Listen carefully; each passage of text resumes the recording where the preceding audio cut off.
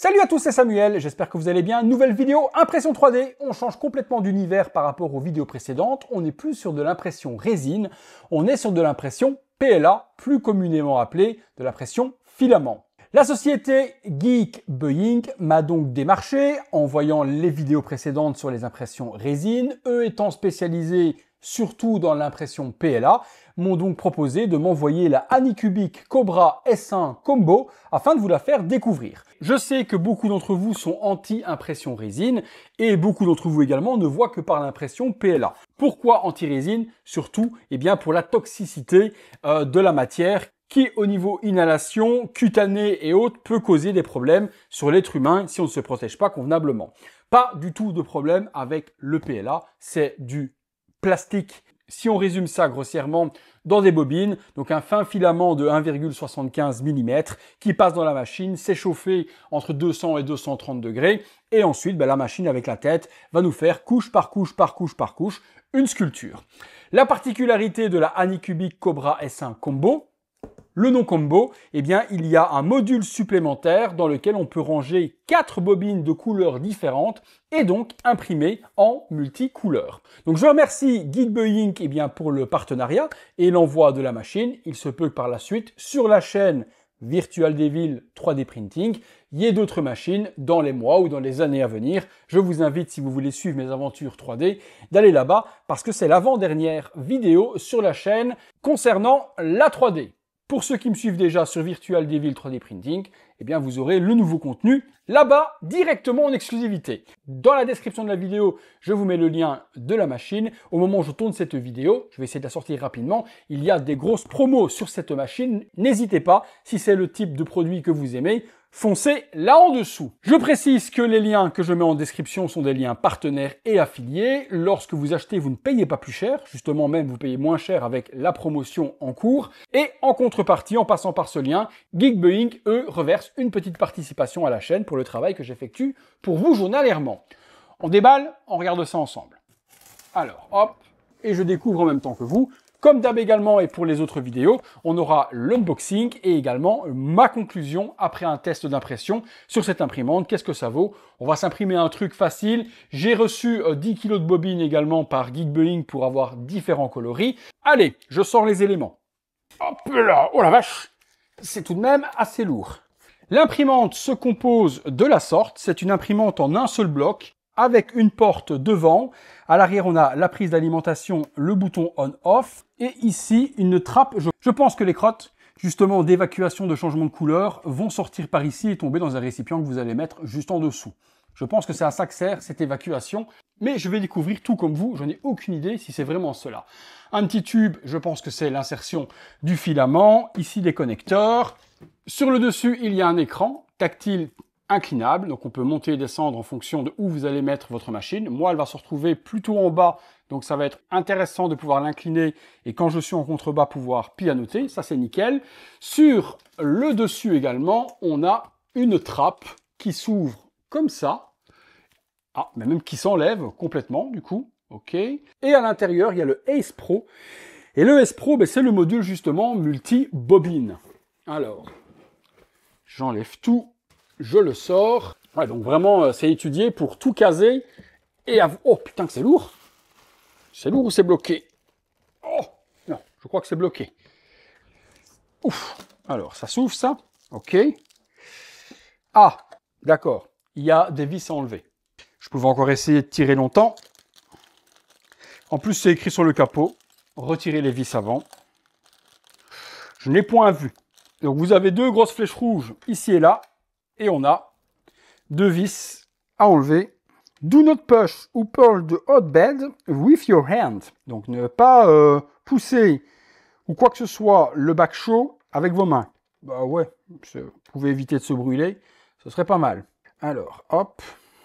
Donc je pense qu'on a deux endroits du coup pour pouvoir retirer la pièce. Soit on va pouvoir retirer la pièce par devant, par la porte que je viens d'ouvrir. Soit pour ceux qui le désirent, peut-être pouvoir retirer la pièce par le haut. Mais d'après ce que je comprends, le bac ACE se mettrait au-dessus de l'imprimante. Du coup, la trappe, au-dessus, on ne peut plus y accéder. Voyons voir. J'ai retiré les vis. Est-ce que je peux t'enlever? Oui. Magnifique. Hop. Anycubic ACE Pro. Donc cette petite boîte qu'on a ici, elle s'ouvre, hop là, de la sorte, comme un coffre. On a les différents tubes de raccordement. Et là, on va pouvoir mettre les 4 bobines. Il y a un système également sur ces modules, super intéressant, qui va permettre de déshumidifier les filaments. Donc, un espèce de chauffage, on va grossir le terme comme ça, qui va justement permettre que le filament, en fonction de où vous allez exposer votre machine, ne prenne pas l'humidité un maximum et que si un filament de mauvaise qualité prend l'humidité, dans la machine, en impression ou dans le tube, il peut se casser. Le module permet d'éviter ça. Il y a également une petite mousse à enlever et puis on mettra les 4 filaments à l'intérieur. Alors, il y a encore des éléments à l'intérieur, une grosse boîte juste ici, certainement avec plein de petits outils, des mousses en veux-tu, en voilà, encore une à l'endroit juste ici, et effectivement la petite trappe là derrière, je vois un réceptacle, je vois bien le truc aller se mettre là-bas, vider le surplus de couleur avant de changer, et la petite crotte tomber juste derrière. J'ai encore des vis à enlever, je les vois ici à l'intérieur, il y en a 2, c'est assez design à l'intérieur, franchement c'est de très bonne facture au niveau de la construction, c'est rigide, c'est du plastique, c'est pas de l'aluminium pour la structure, à l'intérieur également, tout est en plastique, il y a une ventilation pour refroidir l'intérieur aussi, non, franchement ça inspire confiance. Après au niveau des dimensions, je pense qu'on doit être, et je vais vérifier sur le site avec vous tout de suite, peut-être 25 par 25 par 25, ce qui permet tout de même de sortir de jolies choses. C'est pas une imprimante grand volume, comprenez que 25 par 25 par 25, c'est pas un truc immense, mais en découpant en plusieurs morceaux, et puis surtout l'avantage de cette imprimante, c'est de faire plein de petits goodies de couleurs, des Pokémon, des Spider-Man, des Deadpool. Si vous ne savez pas peindre et que vous ne voulez pas vous embêter et que la qualité du PLA vous suffit, ce type d'imprimante va être vraiment l'idéal pour vous. Vous allez pouvoir sortir plein de choses. Des accessoires pour le bureau, des accessoires pour le téléphone. Moi, ma gamine m'a déjà demandé en multicouleur de lui faire des petits objets pour pouvoir exposer ses bijoux. Vous vous doutez bien qu'au fur et à mesure des semaines qui vont s'écouler, je vais vous faire des vidéos des différentes impressions que j'aurais réalisées. Voilà, j'ai meublé pendant que j'étais en train de démonter ça pour effectivement libérer et délivrer le plateau. Voilà comment ça se passe à l'intérieur. La tête d'impression est juste ici, elle est ultra design en blanc et en orange. On a une grosse charnière, à savoir que c'est une imprimante qui n'est pas comme les autres imprimantes 3D où généralement vous avez la tête d'impression qui monte, qui descend sur l'axe Z. Ici, c'est le plateau qui monte et la tête se déplace juste de gauche à droite et d'avant en arrière. Donc la tête ne se déplace pas sur l'axe Z. Je pense que c'est l'axe Z, mais si je me gourre, vous me tromperez. C'est le plateau qui va se déplacer dans cet axe-là. À mon habitude, je laisse les plastiques d'emballage. J'ai pas envie d'avoir de traces ou de saleté partout comme j'ai l'habitude de le voir. Le capot se remet sur le dessus, comme ceci. OK. Et puis, regardons ce qu'il y a dans la petite boîte. Waouh! Il y a le module, 4 couleurs. OK. Clé USB, câble de connexion pour la CE. Je n'en sais strictement rien. Prise d'alimentation, il y en a 2. Une pour la CE et une pour l'imprimante. Un filtre charbon à installer, des petites vis, des grandes vis et des nozzle cleaning module, des parties pour nettoyer la tête d'impression. J'ai un mode d'emploi qui va quand même me servir parce que j'ai beaucoup d'éléments et je ne sais pas du tout où quoi va où. À l'intérieur, je vois également qu'ils me disent qu'il y a une caméra. Donc on pourra suivre l'impression avec la cam sur l'application Anycubic. Parfait. Spool Holder Installation Port. OK, donc on va regarder comment est-ce qu'on installe tout ça. Ensuite, il faut déverrouiller le lit. Sur le plateau, il nous indique les différentes matières qu'on peut utiliser avec cette imprimante, du PLA, de l'ABS, du PETG et du ASA. Je ne vais pas faire du tout celui qui s'y connaît, je n'ai aucune idée de la différence entre chaque. PLA, ABS, oui, mais le PETG et le ASA, je vous laisse, vous, spécialistes de l'impression, me dire en commentaire ce que c'est. Vous m'aiderez, sinon j'irai voir, si personne ne sait, sur Google, ou je demanderai à mon ami ChatGPT. On est bon. Continuons. Spool Limit Upward. Alors, j'ai ça à installer. OK, à l'arrière de l'imprimante. Donc c'est ici, comme ça. Ensuite, effectivement, le module se met bien au-dessus. Donc si on met le module au-dessus, on n'a plus accès, hop, à la trappe qui est là, donc on n'a accès qu'à la trappe de devant. D'accord. Ce tube qui est ici vient se raccorder là-dedans. Je suis d'accord. Et ensuite, on a les connecteurs à prendre. Alors ça, il y a un emboîtement et on a des vis à venir mettre. Et les vis, c'est les M25. Ça va vraiment être beaucoup de goodies pour les enfants que je vais imprimer moi avec ça. Ce qui peut être bien également pour moi au niveau de l'utilisation, c'est aussi tous mes accessoires pour les téléphones, pour les claviers, les souris, etc. Il y a plein de trucs qu'on peut imprimer qui coûtent vraiment des centimes avec le prix d'une bobine, parce qu'une bobine de 1 kg, c'est à peu près 15 €. Ça coûte pas grand-chose, et avec 1 kg, vous imaginez même pas en PLA tout ce que vous pouvez imprimer. Donc il y a plein d'objets du quotidien que vous pouvez réaliser avec ce type de machine. Au lieu d'aller acheter ça sur Amazon, 7, 8, 9 €, ça peut vous coûter 15 à 30 centimes à faire. Je vous assure, vous n'avez pas idée du nombre de choses que l'on peut faire avec ce type d'imprimante, d'objets qu'on achète, une fortune. Hop là, connecteur, ça c'est bon. Et ensuite, le box ACE ou ACE pour les intimes. 1, 2, 3, 4, 5, 6. Connecté ici. Et lui va venir se connecter à celle-là. Bingo. Là, moi, tout est connecté. Il me reste les tubes à venir mettre. Donc au final, je pense que j'ai mis ça pour rien. Auquel cas, vous avez un tout petit peu de violet si vous voulez essayer. Mais oui, hein, je pense que j'ai mis ça pour rien. Parce qu'au final, ça c'est uniquement si vous imprimez qu'avec une seule couleur. Il faut retirer les 4 trucs bleus. Voilà. On met les tubes et après, il faut reclipser les trucs bleus pour ne pas que les tubes s'échappent. Alors, premier. Alors, comment est-ce qu'on... Ok, on enlève ça. Ensuite, on réinsère le tube bleu.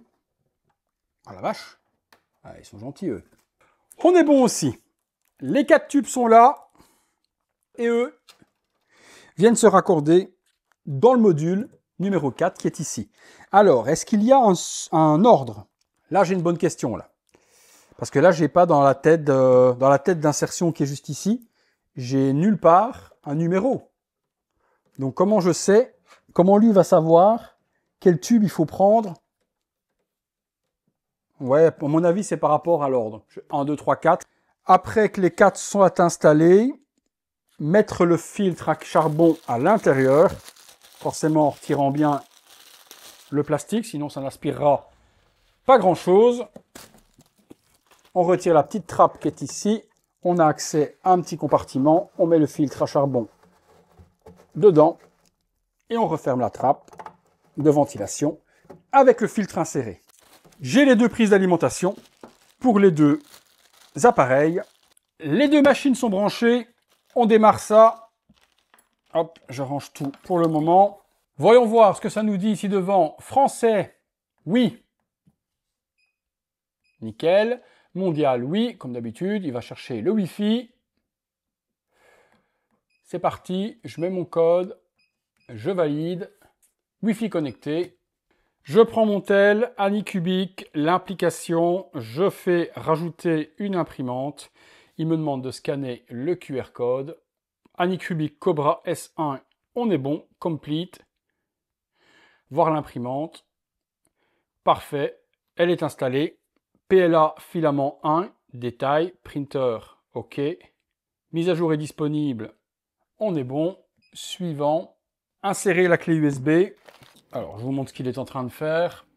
Ça, vous verrez en même temps. Je pense qu'on peut laisser la porte ouverte, de toute façon. Donc, il est en train de faire des tests.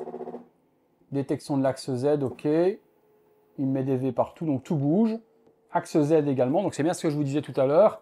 L'axe Z, donc c'est bien celui qui monte et qui descend. Donc ça, c'est le plateau qui bouge et non plus la tête d'impression qui monte et qui descend. Compensation de résonance.